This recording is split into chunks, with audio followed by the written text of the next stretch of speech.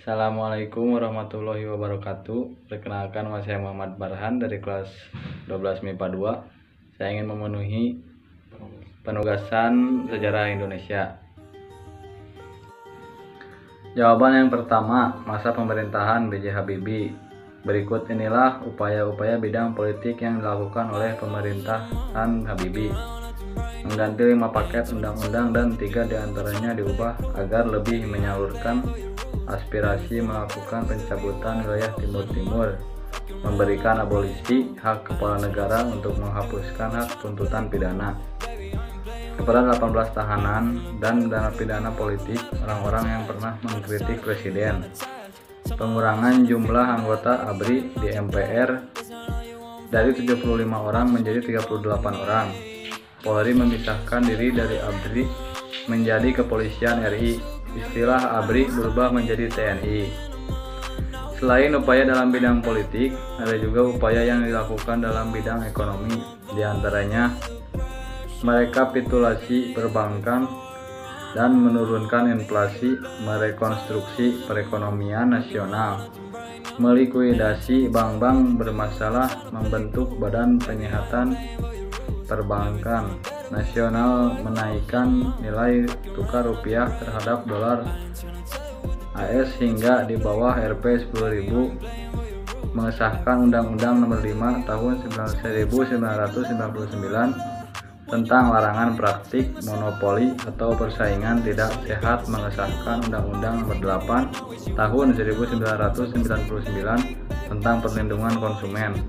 Jawaban yang kedua, masa pemerintahan Kiai Haji Abdurrahman Wahid.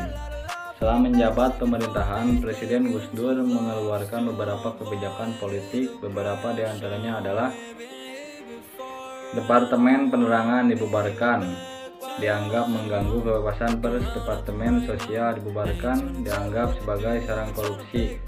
Menyetujui penggantian nama Irian Jaya menjadi Papua pada akhir Desember 1999. Masyarakat etnis Tionghoa diperbolehkan untuk beribadah dan merayakan Tahun Baru Imlek.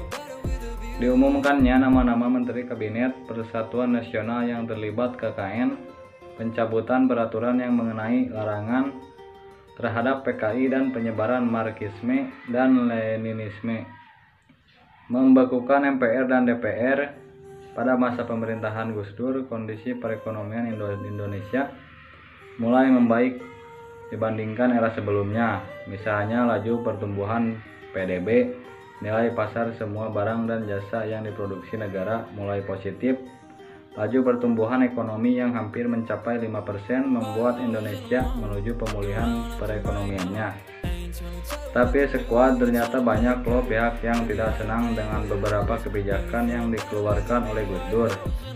Banyak yang menganggap kebijakan Gus Dur terlalu sering menuai kontroversi hingga mengakibatkan kredibilitas Gus Dur perlahan-lahan menurun. Nah, oleh sebab itu kepemimpinan Gus Dur tidak berlangsung lama. Ia harus mundur dari jabatannya pada 23 Juli 2001. Puncak jatuhnya itu ketika MPR yang saat itu dipimpin oleh Amin Rais atas usulan DPR mempercepat sidang istimewa MPR. MPR menilai Presiden Gus Dur melanggar TAP nomor 7 MPR tahun 2000 dan atas kebijakan-kebijakannya yang kontroversial. Setelah Gus Dur lengser, kemudian jabatan presiden digantikan oleh wakilnya yaitu Megawati Soekarno Putri. Sejak saat itu pemilihan presiden kemudian dilakukan setiap 5 tahun sekali. Setelah Megawati selesai menjabat, terpilih Susilo Bambang Yudhoyono dengan menjabat selama 2 periode. Setelah SBY selesai menjabat, selanjutnya adalah Joko Widodo yang sampai hari ini masih menjabat sebagai Presiden Republik Indonesia.